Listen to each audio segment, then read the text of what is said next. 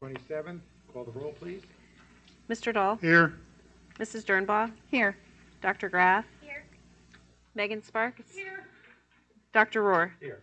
Please stand for the Pledge of Allegiance.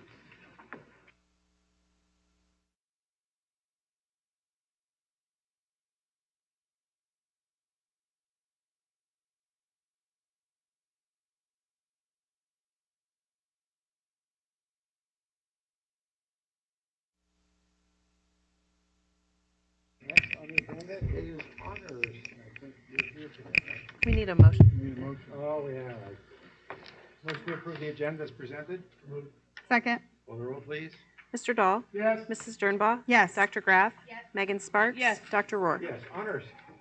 Now we're ready for Now you're honors. ready to go now. So good evening, everyone. Thanks for being here. Got a great crowd. This is always a favorite presentation for us, at least for me as the superintendent and the board.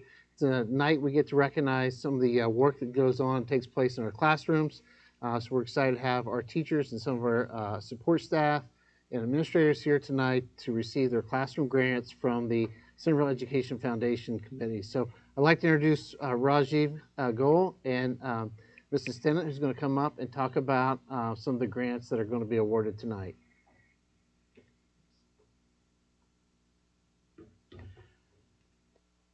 Hello, my name is Rajiv Goel, and I'm proud to be on the Board of Trustees of Centerville Education Foundation. This is Chelsea Stinnett, also on the Board of Trustees. This is Claire Driley and Kate Paulson. They are interns with the Centerville Education Foundation. They are seniors here at CHS in the marketing program, and they do a lot of good work for CEF throughout the year. For those that may not know, CEF's mission is to help maintain Centerville schools as the absolute best place to learn. We host the annual Hall of Fame Awards each spring, and in fact, right now we are accepting nominations on our website at centervilleeducation.org. So if you know of an outstanding teacher, a distinguished alumni, or an amazing volunteer or community member who deserves this recognition, please consider nominating them. CEF also administers and awards scholarships to graduating seniors who are off to college, and information about these scholarships can also be found on our website. Our other big program involves classroom grants, and that's why we're here today. Teachers at all levels submit proposals for special projects in their classrooms that go above and beyond the normal curriculum. CEF evaluates these proposals and then awards grant money to teachers so that they can purchase the supplies they need in order to turn those ideas into reality. This year, CEF board members selected 19 projects that we felt will provide enhanced learning experiences for Centerville students. Of course, these grants wouldn't be possible without the generous donations from hundreds of parents, alumni, and community members, and we thank all of them for their support. Because of our donors, we are able to give $12,450 in grant money to Centerville teachers today. In particular, I want to acknowledge the Centerville Noon Optimist Club, who made a sizable donation to our program. We consider the Optimists to be one of our strongest partners and are super grateful to them. CEF does accept donations in any amount year-round, and so if any of you would like to support our mission, please visit our website at centervilleeducation.org and click the donate button. And with that, I'd like to announce this year's classroom grant recipients. I know that some teachers were unable to be here tonight, but we will make sure to get their checks to them this week. As I make these announcements, I think Claire and Kate might be taking photos. We're kind of like in this area. So the process will be come up, get your check from Chelsea, and then quick photo here. And then after we're all done with all of the recipients, we're going to all go down the hallway to the back of Central Unit, sort of on the stairs there, and take a big group photo. And then you'll be dismissed. Okay, so first we have Sensory Solutions from Primary Village North.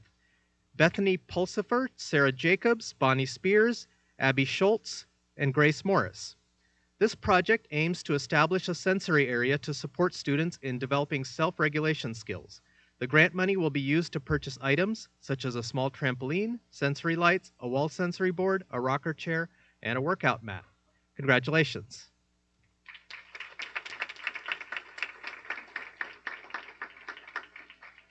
when you hear your project name, go ahead and start walking up so that we can kind of keep moving, because I've got a lot of these to get through and I don't want to take up the entire time for the meeting. Thanks. Okay, so next we have Where Wonder Begins from Primary Village North. Carrie Bassford, Mindy Klein, Amy Wilkinson, Kelsey Hebler, Mary Ankenbauer, Erin Elsner, Catherine Satalis, and April Fisher. This project will establish art and dramatic play areas within a Wonder Room, aimed at fostering student creativity. By combining hands-on activities with children's literature, the project enhances literacy skills while promoting social, emotional, and cognitive growth. Congratulations.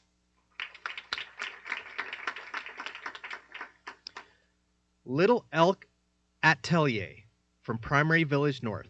Amy Mount, Elise Henderson, Mary Zimmerman, Tiffany Schaefer, Amy Nigro, and Michelle Ellinger. This project focuses on establishing an atelier, a dedicated space for preschool children to explore artistic expression. By filling the current gap in artistic resources, this project aspires to create a vibrant environment where children can thrive through exploration and collaboration. Congratulations. Chicks, Primary Village South, Shayna McNamee. This project teaches students about the life cycle of chickens by observing and caring for live eggs and chicks. Students will track the development of the eggs over 3 to 4 weeks. It is a unique opportunity to engage with farm animals and learn about life sciences in a practical setting. The funds will be used to purchase an egg incubator, feeding supplies, and a chicken coop. Congratulations. Boosting Bilingual Beginnings from Primary Village South. Emily Gerard, Wendy Burkhart, Jody Gonzalez, Tracy Reeb, and Megan Lamaster. This project focuses on supporting newcomer English language learners. The first objective is to create 10 take-home kits containing alphabetical materials, vocabulary readers, writing tools, and picture cards. The second objective is to purchase 2 iPads which will aid in translating basic commands and creating visual supports like photos and videos. Congratulations. Communication and Connecting Through Play, Primary Village South, Jill Knight and Amanda Miller. This project aims to enhance preschool students' communication and play skills through the use of tailored toy kits during daily guided and exploratory play activities. The resources will be used throughout the school year and beyond. Congratulations. Bringing Math Home, Klein Elementary, Nikki Stasienko. This project aims to support students in math by providing take-home games designed to strengthen number sense and address common challenges like backward counting, making tens, or combining or partitioning numbers. Additionally, they serve as an engaging way for families to participate in their child's learning, offering a fun method to assist with math skills. Congratulations. Block printmaking using Lego, Klein Elementary, Matthew Sosda. This project integrates art, design, and personal identity art curriculum, teaching students the fundamentals of block printmaking. Third graders will focus on creating symmetrical designs using Lego tiles to craft print blocks, exploring concepts of symmetry and color variation. Fourth graders will extend these skills by designing typographic letters with Lego print blocks, which will be combined with other students' creations to form words linked to their identity. Congratulations. United Through Literature, a Cultural Adventure, Normandy Elementary, Lisa Voss. The project aims to foster cultural awareness among students in grades 2 through 5 by introducing them to a diverse collection of literature that represents various global cultures. Through age-appropriate books, the initiative encourages students to develop empathy, critical thinking, and a deeper understanding of cultural diversity. Congratulations. What is Your Intent? Normandy Elementary, Sarah Storer and Christy Woods. This project for 5th graders combines critical thinking and social-emotional learning skills to help them reflect on their past and future selves. Students will choose one word that represents their personal goal, character trait, or focus for the future. The project culminates in creating a keychain with lettered beads that spell out their chosen word, serving as both a fun and meaningful keepsake. Congratulations. Using screen-free tech to improve literacy equity, Stingley Elementary, Jessica Ludwig. This project will provide all students with access to physical books that include built-in audio players, recognizing that not all students have the opportunity to read with an adult at home. By offering books with embedded audio, it ensures that every student can benefit from the vocabulary exposure and comprehension building advantages of being read to. Congratulations. Perseverance, the Magical Yet, Weller Elementary, Nick Such and Nicole Wentz. The Yet project is designed to reinforce the character trait of perseverance among students in grades 2 through 5. Students will first engage with the book The Magical Yet, which emphasizes the importance of perseverance. Following the reading, students will participate in a hands-on activity using clay and markers to create their own Yet to take home. Congratulations. STEAM Night, and this applies to all students across the district in grades 5 through 8, Brian Bucher and Lynn Bartlett. The objective of the upcoming STEAM Night is to expose students to STEM-related fields by providing engaging, hands-on activities and demonstrations from local businesses and universities. The event will be held in an open house format, allowing families to come and go as they please. Congratulations. Woolly Wonderful Creations, Magzig Middle School, Mary Frances Downs. The objective of this project is to introduce students to the process of needle felting, allowing them to design and create a three-dimensional character or animal using polyfill fiber, natural wool roving, and a specially designed felting needle. The project encourages students to engage in both artistic design and hands-on crafting while learning the techniques of felting. Congratulations. Regulation in the ACE setting, Tower Heights Middle School, Catherine Sparks and Katrin Mobley. The goal of this project is to provide support to students in the ACE unit at Tower Heights Middle School, which serves students with emotional and behavioral needs. Sensory regulation tools such as fidgets, sensory sense, and weighted objects will be introduced alongside cognitive strategies, allowing students to create a toolkit that supports emotional balance and academic success. Congratulations. Tech in the Art Room, Tower Heights Middle School, Ashley Isaacs. Funds for this project will be used to equip the classroom with 13 Wacom drawing tablets. These tablets are compatible with student Chromebooks and work with applications like Google Drawings and Google Canvas. These tablets will enhance students' digital literacy and art skills by providing a modern tool for creating digital art. Congratulations. Sauver les escargots, Watts Middle School and by Melissa Hoffheimer. The goal of this project is to integrate technology and creativity into the French language classroom by using 3D printing to create items for the Save the Snails project.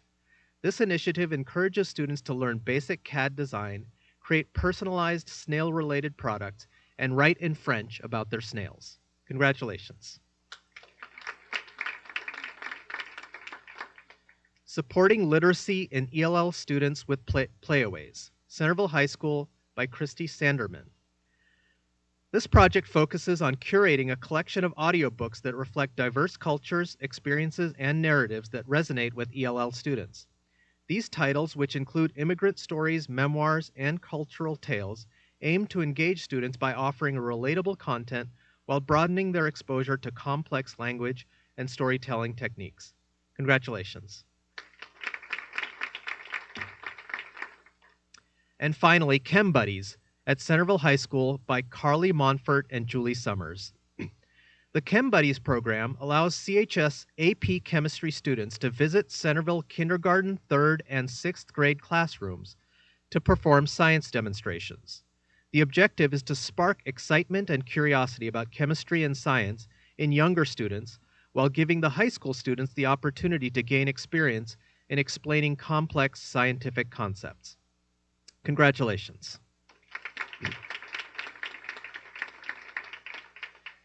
Congratulations to all the teachers who received grants this year, and thank you for all the great work you're doing in our classrooms. For more details on any of these projects, you can visit our website at centervilleeducation.org. Thank you. Good again. Next is anyone that would like to come public participation. There is no one signed up, so we will move on to the board and administrative reports. First, the legislative reports. Thanks. We're very anxious for this one. Oh my. I'm going to give my first legislative report, and I'm going to apologize ahead of time. It's been a very busy few weeks at the state government, so there's a lot to share. First, I'm going to go through some of the final acts of the 135th General Assembly. These were all of the bills that were kind of introduced in a flurry at the end of the year, and then Governor DeWine signed these just before that January 9th deadline. So a number of these bills will impact education in some way, shape, or form. I think just about all of them take effect April 8th. Correct. So the first one is Senate Bill 54. This was an appropriations bill. I just mentioned it because it did include $250,000 in an education-related appropriation for the 1 in 5 Foundation to try to promote suicide prevention in schools. House Bill 315 was an omnibus bill. Made a lot of changes to local and state government law. It allows some townships the ability to extend a tax increment for school districts, but it also added new requirements for the Department of Education and Workforce to provide all school districts with best practices to help ensure the educational stability of students who are in the foster care system, which is kind of a passion project for a number of legislators. Senate Bill 208 did get signed as well. I know Mrs. Sparks had mentioned this previously. This was the bill that created open enrollment policy exceptions for military children. It was also amended by the House to include changes to school district and ESC purchases of technological equipment, virtual services provided under special needs scholarship programs, also changed some public school employee in-service training for child sexual abuse prevention, and some pre-service teacher permits and student and driver training, instruction, and peace officer interactions. So a whole lot of things that don't always seem to go together, put in one. Senate Bill 234 had a lot of things as well, but the one I wanted to highlight was it did include language from what used to be House Bill 571. And I mention it because it was championed by our local rep, which is not our district, but close by, Andrea White. And this is what requires schools and higher education institutions to include the National Suicide and Crisis Lifeline telephone number, the 988, on student identification cards, student planners, and electronic portals moving forward. Then came House Bill 8. This was the bill that combined a number of previous pieces of legislature that our student representatives, student board representatives had spoken to the local legislators about this winter. It enacts the Parents' Bill of Rights, which requires public schools to adopt a policy on parental notification of student health and well-being and instructional materials with sexually explicit content. It also added a change to mandate the districts to have the policy on release time for religious instruction, which is one of the things that we've discussed before. It does clarify that boards of education can define what is included in core curriculum, and they may include in their policy a requirement for background checks of the employees and volunteers for these religious or the release time program sponsors. So that will be coming down the pike. House Bill 206 also passed and was signed, has a few parts.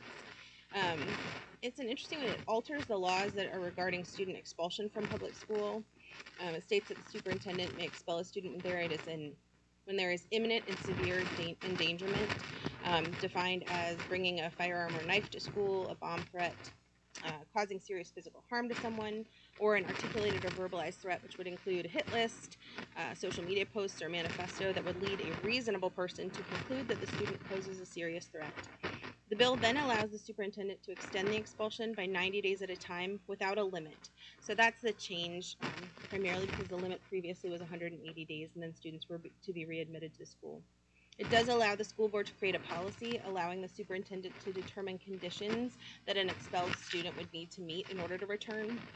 So the proponents have stated this would kind of expedite a school administration's response to a potentially dangerous situation and safety concerns at the school, and would help arm them with more ways to ensure a safe return of students to school. Opponents voiced concern that unlimited extensions and authority granted to the superintendent could cause unfair treatment or harm to students potentially. This bill was also amended to include 2024-25 school year exemptions for community school closures, some new protocols for seizure medication storage, and an increase in funding for the school choice program administration by about $4.1 million in fiscal year 2025. So that was what concluded with the last General Assembly. And then we come to the General Assembly that has started this month. They held its opening session on Monday, January 6th, 2025, and kind of those first priority bills came out. There's a bit of, I think, good news. House Bill 3 was introduced. This is a bipartisan bill introduced to address school bus safety by creating an annual appropriation of $25 million to be given out as grants to districts that need to add or upgrade safety features to school buses, such as fully illuminated stop arms, external cameras, the seatbelt gate. It also raises penalties for motorists who are cited for illegally passing school buses, and states that those fines that are collected will go back to the grant program. There was some press about this bill recently, just last week, that highlighted that there have been already 51 reported school bus accidents in Ohio just in the first 3 weeks of 2025, so there's a lot of momentum behind this particular appropriation bill. And then the other thing I just thought I'd bring up is there was a lot of discussion and opposition throughout the state last year to Senate Bill 83, which doesn't affect our district specifically. It's a higher education bill, and those bills were introduced right away back into both chambers. House Bill 6 was sponsored by our local representative Tom Young, who is the chair of the House Workforce and Higher Education Committee, and its companion bill was introduced as Senate Bill 1 by Jerry Serino again. They title them the Advanced Ohio Higher Education Act. And so I think it'll just be important to follow where these go. Essentially, these bills do a number of things. They change the composition and term lengths for the Board of Trustees for our universities. They remove the option for a Board of Trustees to grant student members voting powers. They eliminate and ban any DEI programs, scholarships, or training. They outline a number of controversial topics, including but not limited to climate change, political policy, foreign policy, gender studies, and then lists some restrictions on teaching and what educational materials can be used about those topics, and bans public positions on those issues. The bills would also require a civics and capitalism course to be taken to earn a bachelor's degree in the state, and that would require reading all of the U.S. documents, the Constitution, Declaration of Independence, and several others. The other piece of it is that it alters how faculty are evaluated, including asking students each semester if teachers showed a bias, and then having lawmakers can adjust the employment of those faculty members based on that. It bans faculty from striking and allows termination of classes and programs without a cause. Proponents say that this actually increases free speech and lets students who maybe have what are deemed politically incorrect ideas speak freely, and opponents argue that it increases the potential for misinformation, hate speech, and censors students and professors. When some of the legislators who are sponsoring these bills were asked about them, the quote from Tom Young this past week was, "When this legislation is signed into law, DEI will be DEAD." And students again and faculty members are gathering at the State House to demonstrate their feelings about this legislation. So we will keep an eye on that. And then the hot topic, and I think Dr. Sauber may mention some of this also, is we're watching what's going to happen with public school funding in our state. On January 6th, Matt Huffman was elected Speaker of the House.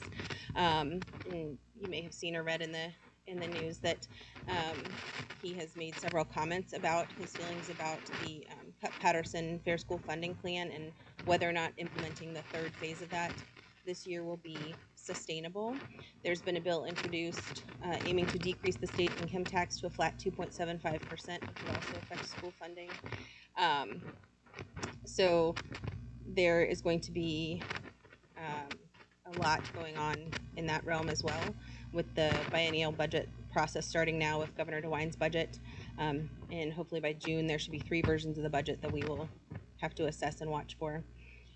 So as I kind of go through some of the legislative action, the one thing that I have taken from the past year as my first year on the school board is that it's going to take far more than just a handful of school board members and even our motivated and dedicated student board reps reaching out to legislators frequently, regularly, to try to make a difference. So I would certainly ask the community this year to join me in contacting your legislators, make your voices heard, reach out to Representative Young and Senator Blackshear, tell them your story, invite them to our meetings or community forums, and ask lots of questions. And that is all that I have.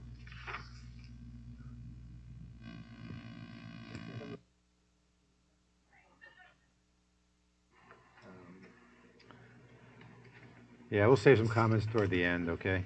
All right, under old business. Legislative report? I'm sorry, treasurer's report.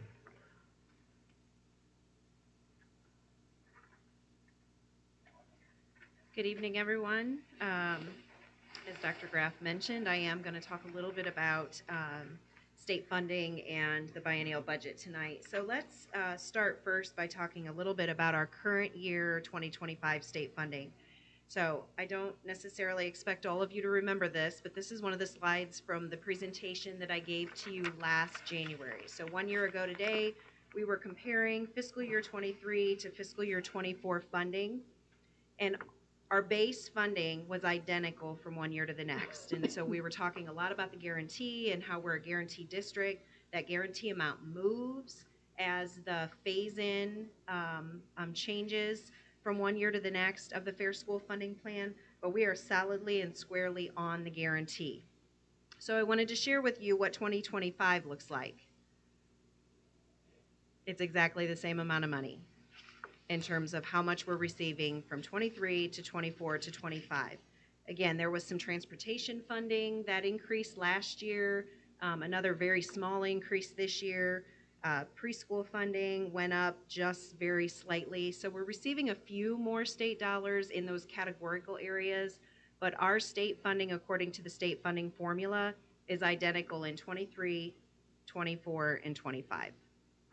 So just sharing with you and reminding everyone that we are on a guarantee in terms of our state funding. So what's going to happen now in the 26-27 budget? Just a reminder about the process. I believe on Monday, February 3rd, Governor DeWine will release the executive budget. That will go to the House of Representatives to deliberate. They're going to make changes to it. They're going to edit and take things out and put things into that executive budget. Then it will go to the Senate, and they're going to do the same thing. They're going to take the House version, and they're going to edit and add and delete and make their own changes. They won't be the same. So the House version and the Senate version will go to a conference committee, and hopefully around June 30th, we will have a signed budget bill. I think the last time around, it was July 4th when the budget bill was actually signed. So if it gets too far into July, they have to do some emergency type of things so that they can continue to spend money and send all the agencies their funds. But we're going to be hopeful that we will see a signed bill around June 30th. So what are we hearing about the budget bill?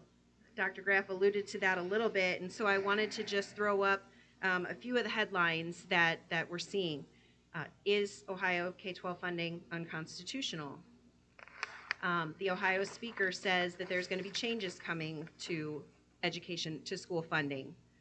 Another one about, is it going to stay the same? Are we going to keep the same funding plan? This was a quote that was in the Cleveland paper, on one of the Cleveland news medias, the word unsustainable in terms of the Fair School Funding Plan. And finally, the Ohio House Speaker still plans to cut public school budget, denouncing current funding as fantasy.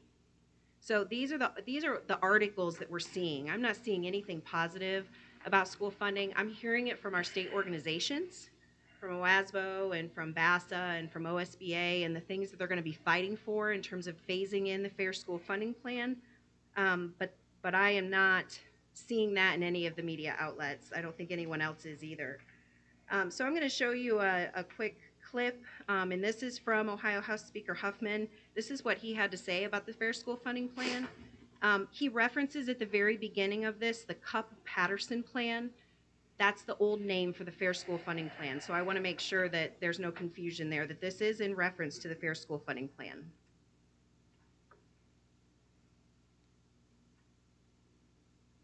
The implementing of the Cupp-Patterson plan that many believe is a fait accompli, that we decided 4 years ago that in this budget we're going to do that, in my estimation, is a fantasy. There was never, can't be, constitutionally a requirement that this General Assembly do something because another General Assembly did something 4 years ago. So I think that's what we have to look forward to over the next 5 months. I think it's going to be an uphill battle. Again, we're on the guarantee. As long as guarantees stay in place, our funding at the level that it's at hopefully is protected. It is what we've been counting on for many, many years. I think we've said for over 15 years, or can't remember the exact number of years, we have been on a guarantee. But I think it's just important that in terms of funding for public education in general, if we ever have any hope of getting off of the guarantee, that this is not going to help that effort. So I just wanted to share with you tonight just kind of a prelude to what I think is going to happen. I think my reports over the next 5, 6, 7, potentially months will be a lot about the budget bills and the versions and the things that are happening at that time. And then finally, when we get to the summer months, a little more of actual information. So any questions for me this evening? No. I just want to emphasize, I think what Amanda said, you're saying, we need to contact our reps. It can't be just the 5 school board members here and some of the administrators. Every family, anyone who's got children, anyone that cares about public education needs to contact their state reps. Our state rep, we'll call him out, Mr. Young, doesn't come here anymore, doesn't care about public education anymore, told us that we all need rehab, it's a spending problem. He obviously doesn't have touch with reality of what's going on in the community that he represents. He calls for transparency in spending, yet $1 billion goes to private parochial schools. No transparency. They can do what they want, spend what they want, but he expects transparency in what we do, which we do. We have transparency. We always have. We do the budget reports. Our books are wide open for anyone. The only good news is that Mr. Young's term ends this year. That's all I could say that's positive about what he does for our district. People could be upset with what I said, but that's the reality situation. He's supposed to represent this district and the state of Ohio. He does not represent this district. He doesn't represent the taxpayers in this district. And I just urge you to speak and write letters to whoever you can, but public education is being attacked right now, especially in this state. One of the things that I do want to talk about a little bit now, or we can do it at the end, is joining the lawsuit that we talked about and put on delay here.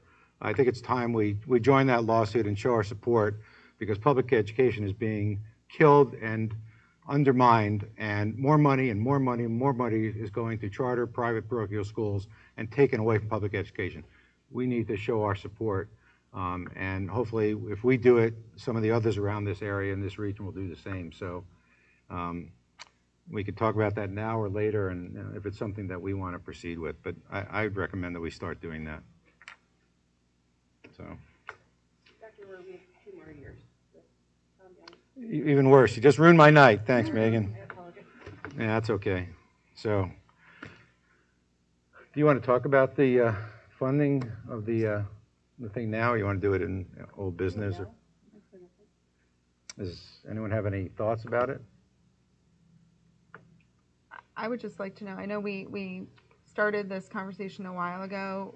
What are our options, because there is a fee to join that. So what are our options as far as covering that fee from potentially outside sources or something other than the general fund? What did we determine the fees? It was Right, $2 a student. Right, I mean, I'm it's saying- minimal. so is what, eight, so 16, $16,000? 16,000, I believe is the. Again, not that we want to spend taxpayer monies to do it, but taxpayer monies are not going to come here, and they're going to be taken away from here, and I know we're on the base right now, but it doesn't mean when the budget comes out, things aren't going to change, or special programs are going to be taken away, or more mandates are going to be given. So $16,000 is still $16,000, but I think it's well spent at this point. We could certainly try to get private funding for it, but Are there any restrictions to pursuing private funding, I guess, is ultimately my question. I'm not aware of any restrictions on private funding. okay. Do we want to pursue it, and then the funding will be either from us or from private donations? I know there's specific language for board approval, and so we can look at that going into next month Okay. at the work session, and I can get that language back out to the group, and, Okay. you know, we can study that and look at that as we try to move forward. Yeah. All right. Is that okay? Oh, I have the button. I'm on, let's do it. Okay, This All is right. the Vouchers Heard Ohio Yeah. correct. group that we're talking about. Okay. That's correct. Okay, It's just another step for us, I think, as a Yeah. district. We have, and I appreciate, Amanda, you're asking the community to step forward to help us to share the message. And I felt like we've done that a lot over the last year to share our message in regards to where we are as a district. We continue to have our community forums. We had our forums last week, and we continue to invite our state legislators. And so it's, I think Mr. Dahl said it, it's not just the members that are here or administration. We need a lot of help from the community to make sure we get our message out about the needs of the district from a financial standpoint. okay. Just to follow up. Yep. When they were talking about the current funding plan being unsustainable, there was a plan that they put together back 4 years ago. They have $3 or $4 billion in a reserve fund. And they've never said one thing about the $8,000 to $7,000 where you're in high school or below high school that they're giving to all of the vouchers in the charter schools. And I think during our forums, we talked about with Mr. Young there, why can't we get the same amount of money that you're giving to parents who qualify, which is almost everybody just about, to go to a private school or for the charter school? If you can give them, those institutions or parents to send it to those institutions, $8,000 or $7,000 a year, certainly most kids are going to private schools. You could afford to give the private schools the same amount of money. If the legislature, in all of its infinite wisdom, does two things: changes how schools are funded so there's less money, and decreases the income tax level so that there's less money coming in, which would be perhaps even less money. All that means is that, and this has happened throughout the last 20 years in Ohio, they want to reduce the income tax, and then citizens have to pay a lot more for everything. You have to pay to go to parks, you have to pay to go to this, you have to pay to go to this. It may not sound like much, but it's getting the money out of you a different way so the legislatures can pound their chest, say, we reduced your taxes, go look at your local people and blame them if you have to pay more taxes. But they're putting the burden on all the local governments to do that, and that's why school districts are continuing to be on the board, on the ballot, and we don't have a choice, like we would discuss in all of our forums. Every citizen in Ohio, all the citizens who are on a fixed income should be up in arms and be writing letters to their legislatures not to do either one of those things, because it's not going to do anything to force all your local government entities to be back on the ballot more frequently. So as all of us have said over a period of time, we need to get to our legislature and open their eyes to what they're doing to every citizen in our state, and that is to make you pay more, so they can say, look, we reduced taxes, we reduced all this spending. It's a nice cliche for our representatives to say we don't have a money problem, we have a spending problem, and this is unsustainable. It's a nice cliche things to say, but they're not supported by any facts. He can come to our district, bring whatever auditors he wants to, and if he can find that we're wasting all these millions of dollars, we invite him, don't we, Les? They're open. We have over 8,000 students coming to this district every day. We have to provide the best education that we possibly can, supported by our community. And that's what we need to continue to do. They're our future. They're what's going to make this country even better than it is now. And we need to make sure that we have the ability to do that. But that's going to depend on all of our citizens, not only in this district, but every school district in the state of Ohio. We need to rally about that. Whether it's joining a lawsuit, other means, we all need to get out there and do everything we can to make sure public schools are funded appropriately. All right. Monthly fund, oh, I'm sorry, business.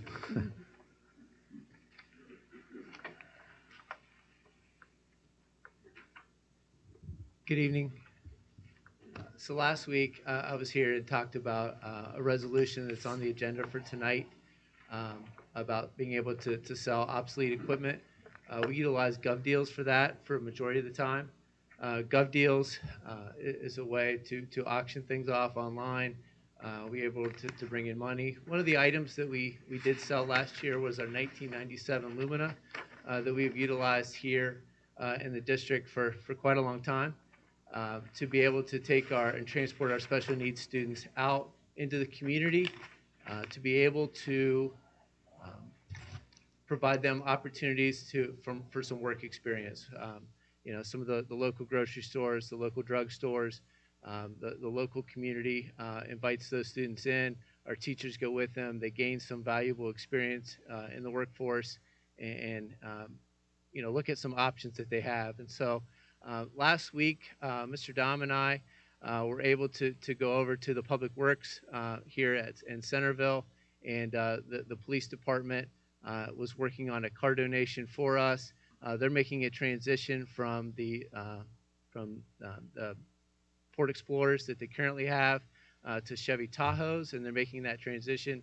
They took one of the old police cars out of commission and are donating that to us, to the Centerville City School District, and we're going to house that here at the high school for our students to be able to continue with those trips out into the community for our special needs students. So I've got this picture here that kind of shows the car, and then some of our students, Mrs. Henry, as well as the teacher here, be able to just show their thank you and their appreciation to the City of Centerville and the Centerville Police Department for their support and for their financial help in donating this vehicle to us. So, thank you.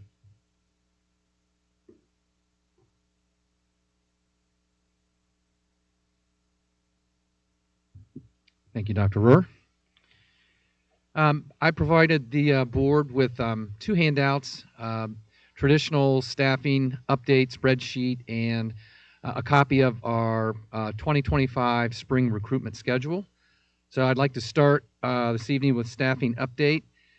Presenting a little bit earlier this year than usual, and that's because we've been working on several key positions ahead of the typical spring hiring process.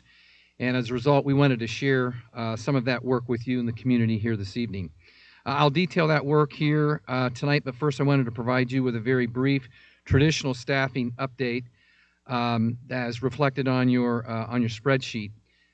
Currently, we're in receipt of 43 total retirements and resignations, 15 from our certificated staff and 28 from our classified staff.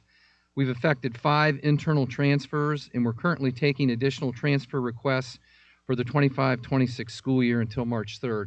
That's a pretty popular thing with our staff. Probably have about 15 or so of those requests already. Starting next month, I'll begin the process of meeting with all of our building principals regarding their staffing needs for next school year. And I'll also publish our first 5 or 6 spring postings, probably on or around February 7th. That posting symbolically initiates the spring recruitment and hiring season. And in addition to the key positions we've been working on to this point, I'm currently finalizing the details on our recruitment schedule, and that schedule is in the last page of your packet. You'll see that there are 8 events scheduled, beginning with the University of Dayton on March the 4th.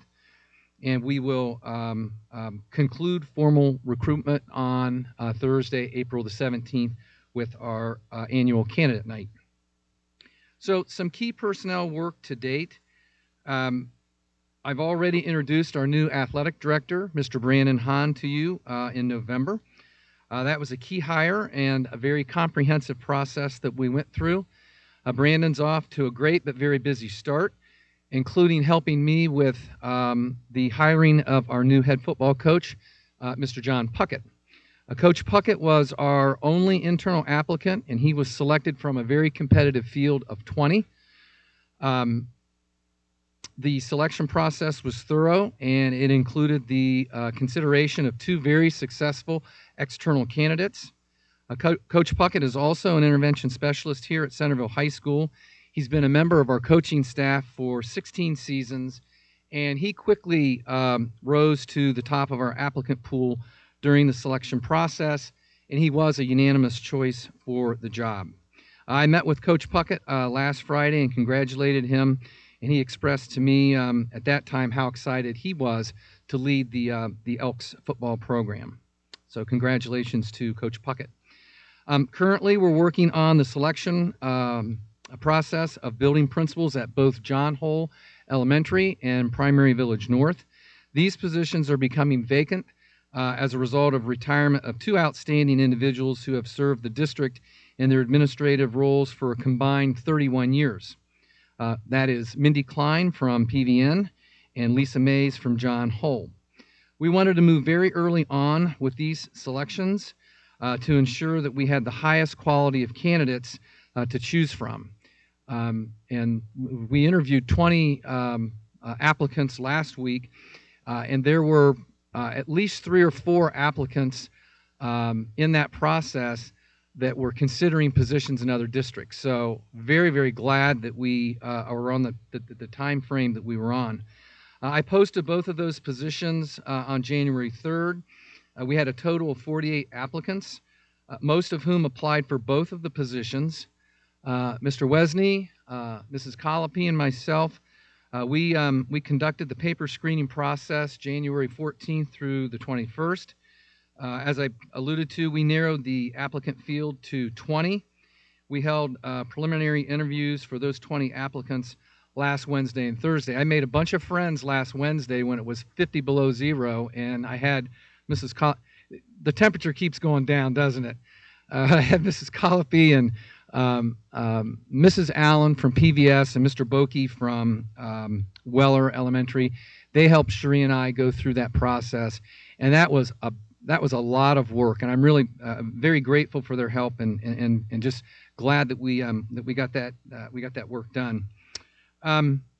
We further narrowed the field from that 20 to 4 finalists for each of the 2 positions, and for both of the buildings, 3 of the 4 finalist candidates came from internal applicants. So it was quickly apparent to us that we had a really, really strong internal applicant pool, and so we feel really good about 3 of our 4 finalists for both of those positions coming from within the district. That's really important, and it's a positive condition when you're growing your own like that, and so all of those folks serve the district in some form of administrative capacity. So whether it's a teacher leader or a special ed coordinator, so there is some nice experience in that.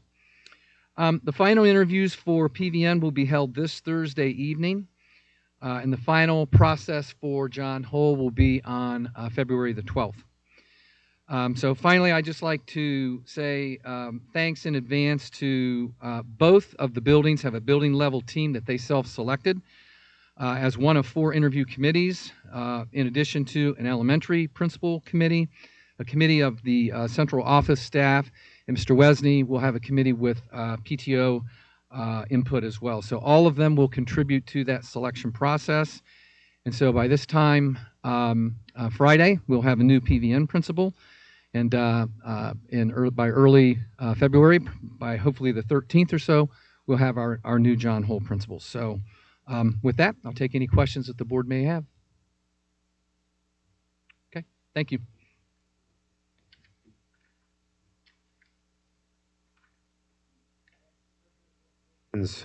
Consider approving the December 24 financial statements, monthly general fund rolling report, cash reconciliation report, fund activity report, then and now purchase orders approved by administration, certified by the treasurer, and supported by the board resolution totaling $23,318.98. May I have a motion, please? So moved. Second. Questions? No. Call the roll, please. Mr. Dahl? Yes. Mrs. Dernbaugh? Yes. Dr. Graff? Yes. Megan Sparks? Yes. Dr. Rohr? Yes. Next, consider approving the minutes of the following Board of Education meetings: December 16th, 24 work session, 16th regular meeting, 9th organizational meeting, and 21st work session. So moved? Second. Call the roll, please. Mr. Dahl? Yes. Mrs. Dernbaugh? Yes. Dr. Graff? Yes. Megan Sparks? Yes. Dr. Rohr? Yes. Next, superintendent's recommendations. Superintendent recommends accepting resignation as listed on Schedule A, recommends employment, change of employment status, or change of contract status for the certificated personnel listed on Schedule B for the salaries, programs on effective dates given, recommends the employment or change of employment status for the support staff personnel listed on Schedule C for the salaries, programs, and on the effective dates given, recommends the employment of the personnel listed on Schedule D and D1 for supplemental contracts or extra duty assignments, and recommends the granting of leaves of absence for the personnel listed on Schedule E for the reasons and on the dates given. A motion? So moved. Second. Call the roll, please.